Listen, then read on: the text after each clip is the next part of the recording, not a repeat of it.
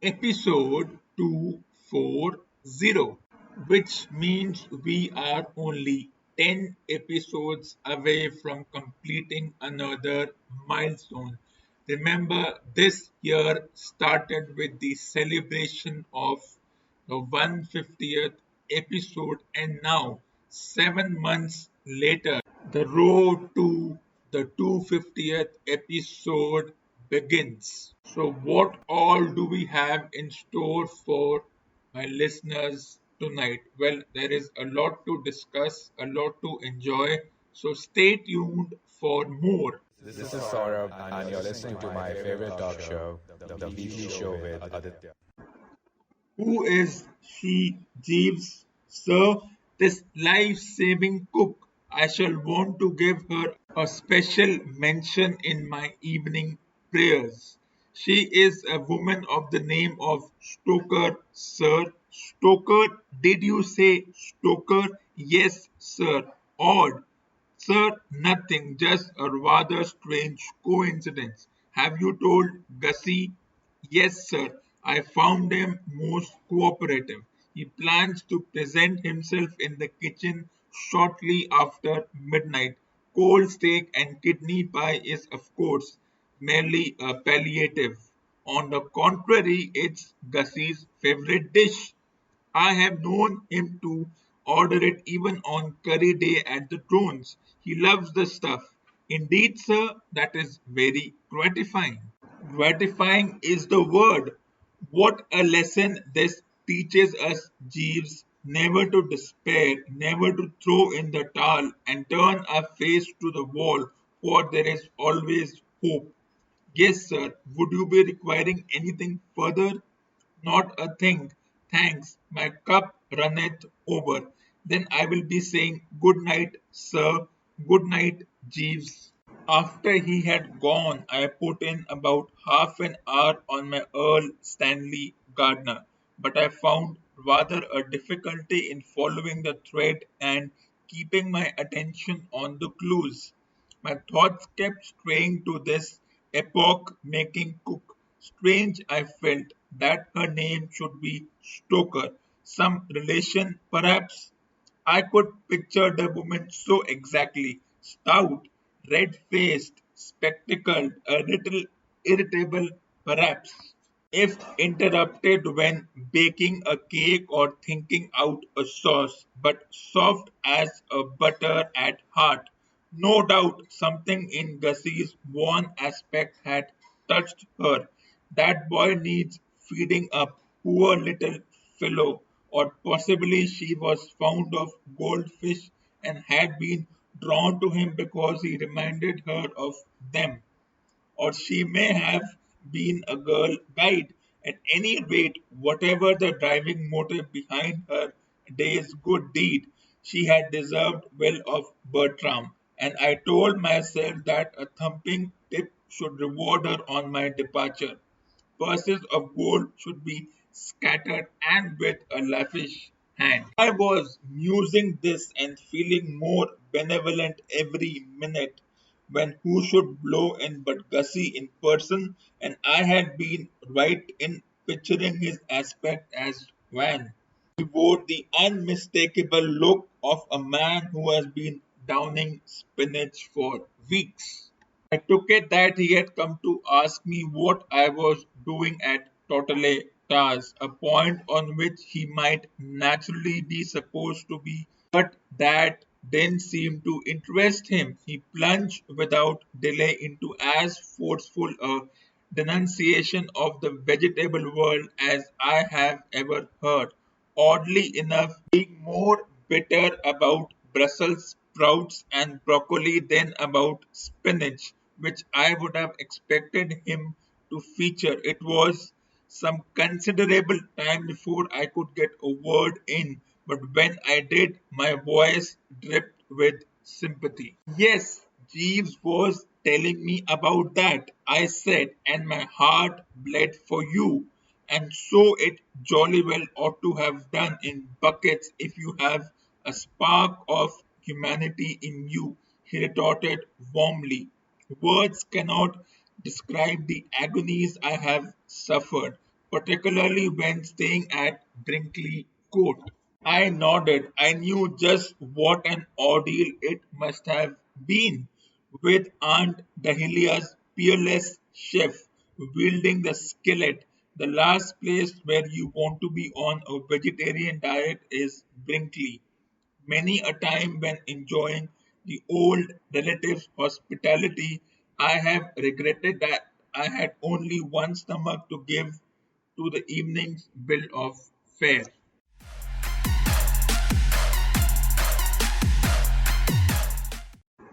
Now it's time for singing a song. Well, I haven't revealed the song in the email you receive every week at 10 a.m., but now it's time to reveal the song. अरे दीवानो मुझे पहचानो कहाँ से आया मैं हूँ कौन मैं हूँ कौन मैं हूँ कौन मैं हूँ डॉन मैं हूँ डॉन मैं हूँ डॉन अरे तुमने जो देखा है सोचा है समझा है जाना है वो मैं नहीं वो मैं नहीं लोगों की नजरों में तो यहाँ जो भी माना है वो मैं नहीं वो मैं नहीं आवारा बादल को सौदा ही पागल को दुनिया में समझा है कौन अरे दीवानो मुझे पहचानो जरा पहचानो मैं हूँ डॉन अरे यारो का जो यार हूँ यारी मेरी ये जान लुटा दे तो मैं हूँ वही मैं हूँ वही दुश्मन का दुश्मन हूँ वो दुश्मन के चक्के छोड़ा दे जो मैं हूँ वही मैं हूँ वही तुम जानो ना जानो मैंने तो जाना है महफिल में कैसा है कौन अरे दीवानो मुझे पहचानो जरा पहचानो मैं हूँ डॉन अरे मैंने क्या सोचा है क्या ख्वाब है मेरी आंखों में तुम जानो ना तुम जानो ना मैंने भी बदला है क्या रंग बातों ही बातों में तुम जानो ना तुम जानो ना चेहरे पे चेहरा है पर्दे पे पर्दा है दुनिया में समझा है कौन अरे दीवानो मुझे पहचानो जरा पहचानो मैं हूँ डॉन मैं हूँ डॉन मैं हूँ डॉन मैं हूँ don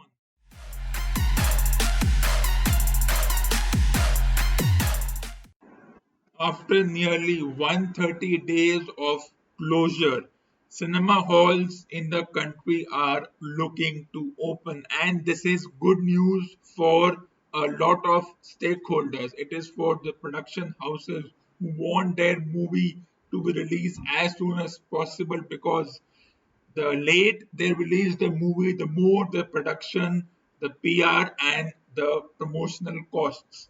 It is also important for a few cinema goers for whom there is no plan B, unlike me, who has a full home theater system at home and who does not miss cinema halls in the way they are to be missed.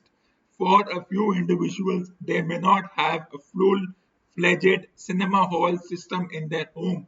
So they want to watch movies desperately. They want to move out of their homes. They want to see the chaos and all the drama surrounding a cinema hall and all the things associated with it. But now there is a huge caveat. Going to the cinema halls won't be as simplified as it was for over half a decade, or has been since the citizens of a country started watching cinema in a professional environment. Because cinema halls want to open, they are desperate to get their economy running again, which means if they have to adhere to a few rules, if they have to placate the worries of the authorities on one side and their customers on one side, which means inconveniencing everyone so that their employees, their customers, the authorities are satisfied that they are following the rules, they will go ahead and do that. So, according to an article, no longer can we decide about watching cinema on the fly. It may not be an impromptu decision, which means that either you book from your home and go and watch the movie, or if you reach the mall and then you decide, I want to watch this movie because I have time on my hands. The ticketing kiosks are now shut. They don't want any kind of crowd. They don't want any kind of interaction over there, which means you will have to use your mobile phones to book a ticket. In fact, post this whole deception pandemic, no decision now can be taken impromptu. Means you cannot walk into a clothing store and say that I am going to browse. That's out. No more browsing. Either you come in, buy something, but don't wander around. You want appointment for the most frivolous reason you have to take it. Means if you want to get your spectacles tightened, they are loose, or if you want new spectacles, you can't just walk into the shop and say that I want new spectacles, I want to get my eyes tested. For every section there will be a separate appointment. It will not happen impromptu. Is this good or bad? Well, we shall know later, but cinema won't be the fun it used to be, not if you don't have an alternate system at home. So, am I missing the cinema hall? Well, I am missing in the context that the new movies which were to be released, especially Fast and Furious 9 and the James Bond movie, well, these production houses have decided to delay the release of the movie, but they are still teetering from and still debating whether they should release the movies on the online or the online cable networks. Of course, the debate between releasing movies in the cinema halls which had been closed for over 130 plus days versus releasing movies on the online platform, well, that is a debate for which there is no straightforward answer.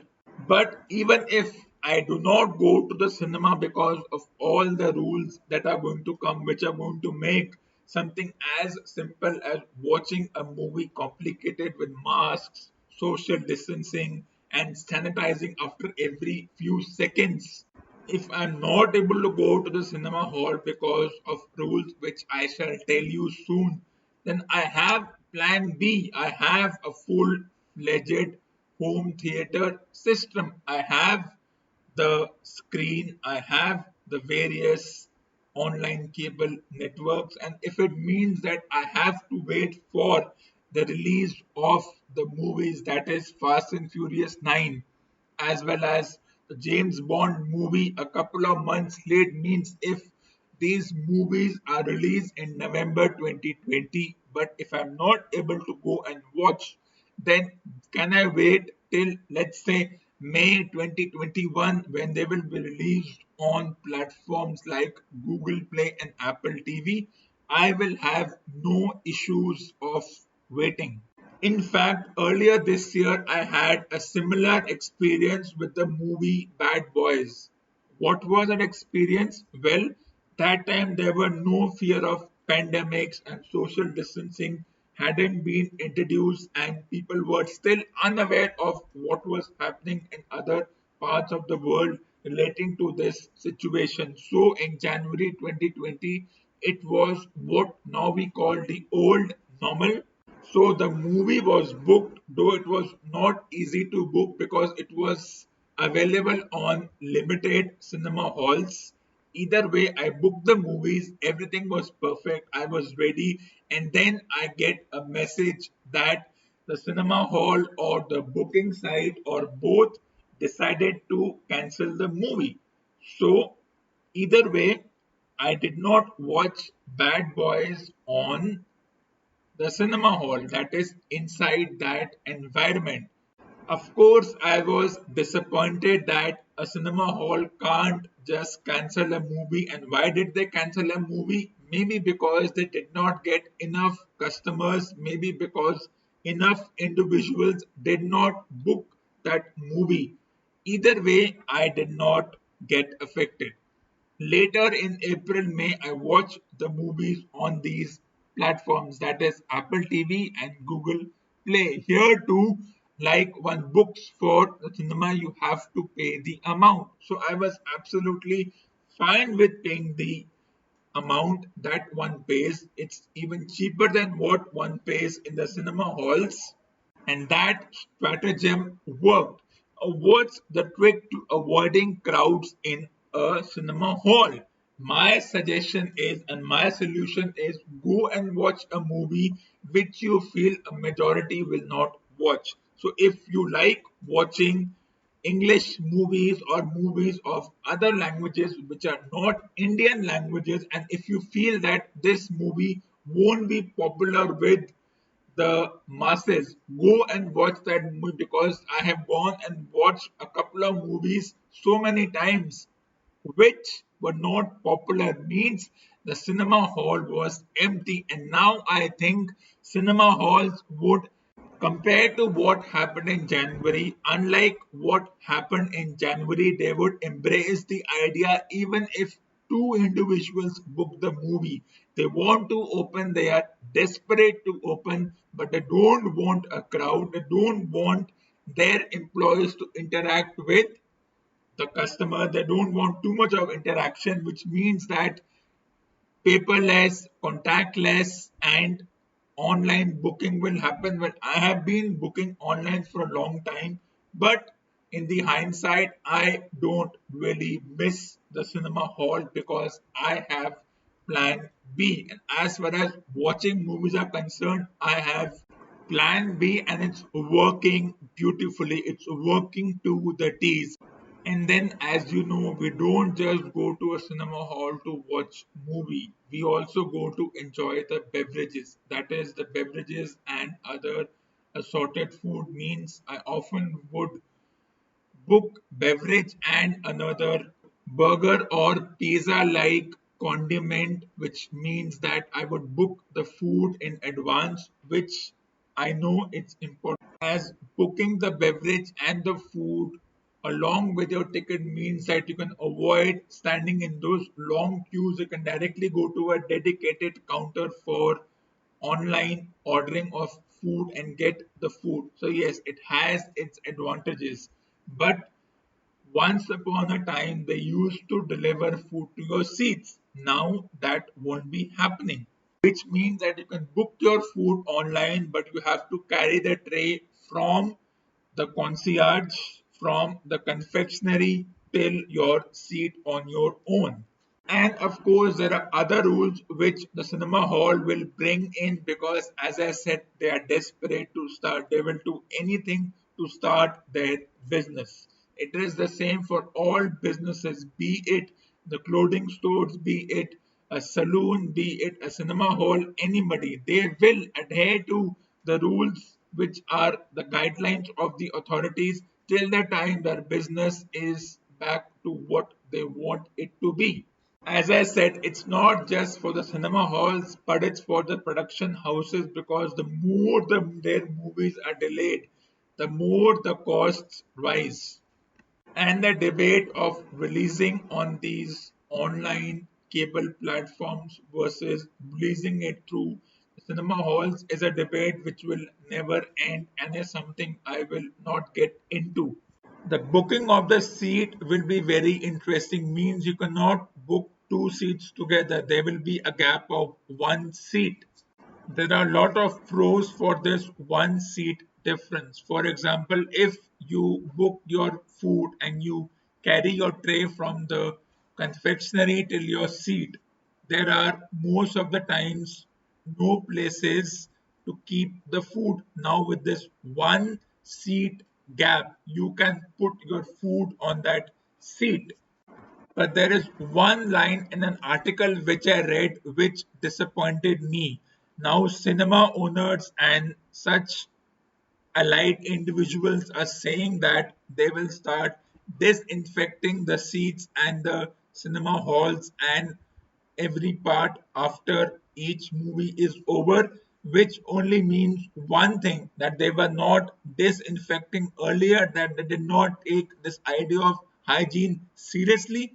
If you have read my The Paradoxical Nature of Hygiene article, even this comes into that. Now the only reason people are disinfecting surfaces is because their minds are plagued with this fear. Means before they were not concerned and now they are still not concerned. The only concern is that they don't want themselves to fall ill, so they will pretend and have this charade of cleaning surfaces, cleaning halls after every movie.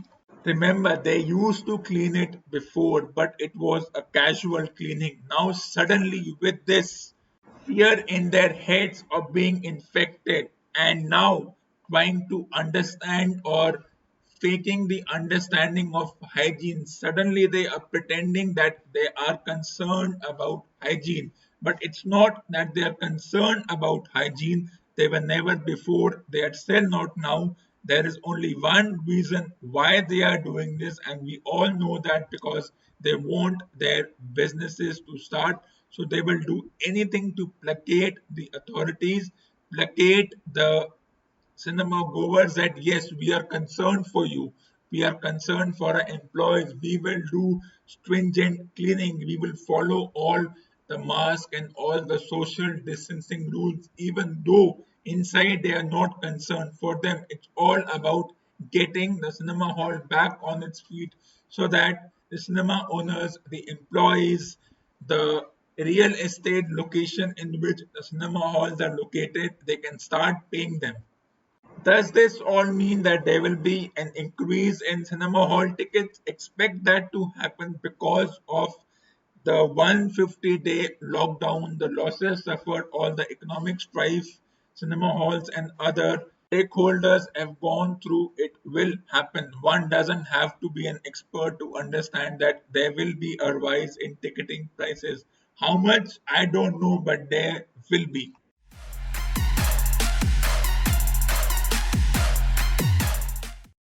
The print media, the electronic media, and in some case the pseudo media and the experts on such platforms have gone on to declare that. And I believe that this statement is without its facts. But what have these so called experts said, that what Stuart Broad has achieved, that is picking up 500 wickets in 140 matches, is an achievement which can never be emulated again. Means once Anderson gets to 600 wickets, his record remains untouched, just like Muralidharan's 800 wicket record remains untouched, and spinners in the future may never be able to get close to it. Well, let me answer this question with a fact. Well, 20 years ago, when a certain Courtney Walsh took 500 wickets, people said his record will never be broken. Now you have James Anderson going to 600 wickets. A certain fluke Glenn McGrath has already been at the top of the mountain for nearly a decade before Anderson broke his record. When a certain Shane Warne took 700 wickets, we again declared that his record will never be broken. Then his contemporary Muralidharan broke that record. When a certain Ian Botham held the record for nearly 30 years, we thought that his record will never be broken. That record was broken when a certain Sunil Gavaskar made 237 runs 40 years ago. We thought his record will never be broken. A certain Lakshman broke his record, and then whose record was broken by Lakshman? His own contemporary in Sehwag. who scored the first triple century by an Indian. So, as I said, these individuals have no substantial evidence to say that Stuart Broad's record of 500 wickets or Anderson's record of nearly 600 wickets cannot be broken. I think it will be broken. There are enough great fast bowlers who can do it. Broad and Anderson are not the last of their kind. There are a lot of bowlers who are waiting in the wings who will break this record. I will name a few. I named a few in my previous episodes. For me, Ishan Sharma, Bumrah, Ashwin, Jadeja will break all records.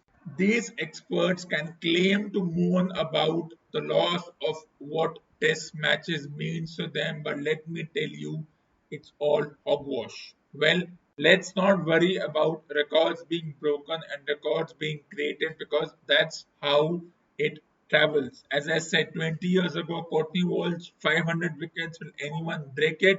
People thought not possible. Did people think that Ian Botham's 383 wicket record will be broken? No. Did anyone think that Richard Hadley's 433 record will be broken? No. Kapil Dev broke it. Did anyone think that Anil Kumble's 620 record will be broken? I think Ashwin will break it. Yes, Ashwin is 33 and a half, and 33 you call players nearly senior citizens. But if Anderson can play till the age of 38, he is 37 and a half or 38, and he declares that he will play till the age of 39, means he will play till the Ashes 2021. Then, according to me, why can't a certain Ashwin also play for the next 3 to 4 years if he continues his pedigree? But we shall talk about this record breaking, record making, record creating sprees later on. Let's discuss the final match of the England West Indies tournament. As always, West Indies flustered when they won the toss, elected to bat first, and the moment England made close to 300, those 370 runs, the match was over then and there. And then compounded by the fact that a certain Shea Hope, the future of West Indies, who is more talented than the likes of Gary Sobers, Lara, and others put together. That others is Vivian Richard. Shea Hope is more talented than them, but he hasn't scored too many runs. And what is the definition of runs? He hasn't scored a 50 or 100, and that is how we judge a batter. And then we forget the past transgressions when a certain Tendulkar and all his contemporaries and people before him, there were a time when they weren't making runs. Yes, the premise is that a certain Shea Hope hasn't made runs for over 2.5 to 3 years, but I don't think this drought means that he should be dropped. He should still be insisted with. When he makes runs, he will make the runs. Though at this point, I don't know what is the planning of the West Indies team management, but decision to bowl first, though toss is nearly an abstract when it comes to this sport. If you take a deep dive into this particular match, did West Indies flounder? Well, they floundered the moment they decided to bowl first. Yes, they thought they had a chance, but they allowed the England batters who scored runs. They allowed Stuart Broad to gain confidence by scoring those 60 runs. It would have made a huge difference. And then the rest is history. So now England are the winners of the Wisden Trophy, or what will be renamed as probably the Vivian Richards Ian Botham Trophy. For Australia India matches, the trophy is called the Border Gavaskar Trophy. I think it's time to rename it and call it the Virat Kohli Steve Smith Trophy, because Virat Kohli and Steve Smith put together are a much more talented bunch than Gavaskar and Border. I won't be affected by the fact that the players who played in the 70s and the 80s faced much more potent fast bowling, because the fast bowling was in the mind. As I said, everything is in the mind. So, should it be renamed as the Kohli Steve Smith Trophy? Why not? Let's get back to what is there. So this tournament will act as a template for future tournament, which means England will play a certain team in a week's time, which means they don't have a lot of time to recover, which means they will want to carry on this rotation policy, which most individuals do not like, but I'm fine with it as long as everybody gets a chance. So this tournament was conducted successfully. Well, it's just another tournament, but post the whole pandemic story, it was something which was a big deal. So apart from a few isolated incidents like Jofra Archer's detour or a certain one-off incident like a player applying a saliva to the ball, which were blown out of proportion more than they should have.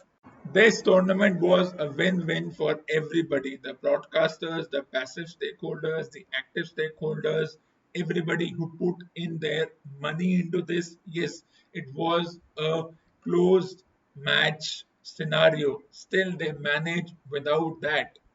Though they can take a clue from tournaments like the MLB, where people are putting their cutouts, where you have electronic clapping, cheering, and booing. So, digital and cutouts of spectators, can they be put in the grounds? Well, it's certainly a theory which can be thought upon, but still a long way to go for that.